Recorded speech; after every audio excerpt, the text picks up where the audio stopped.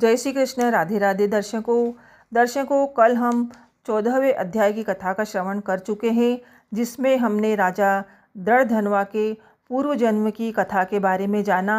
उसकी तपस्या से प्रसन्न होकर भगवान नारायण उसे दर्शन देते हैं।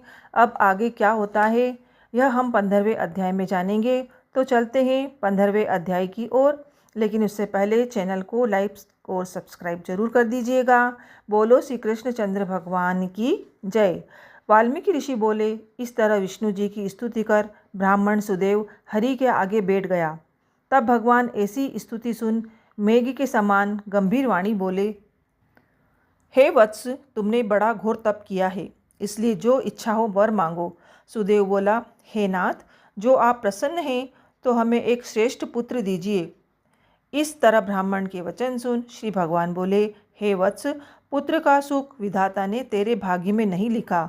मैं तेरे बाल पट्ट पर सब अक्षर देख रहा हूँ, परंतु उनमें 7 जन्मों में भी तुझे पुत्र का सुख नहीं।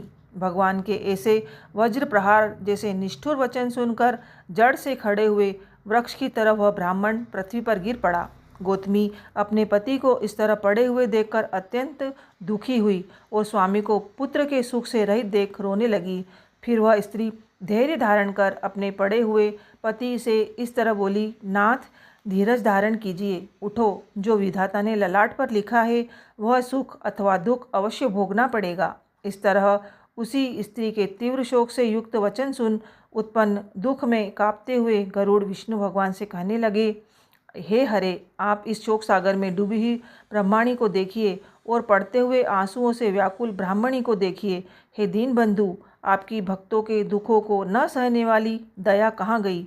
गरुड़ के वचन सुन श्री विष्णु भगवान अमृत समान वचन बोले, इस ब्राह्मण को एक मनोगत पुत्र शीघ्र दें। इस तरह हरि के अनुकूल वचन सुनकर गरुड़ ने अति प्रसन्न होकर उस ब्राह्मण को अति सुंदर बालक दिया।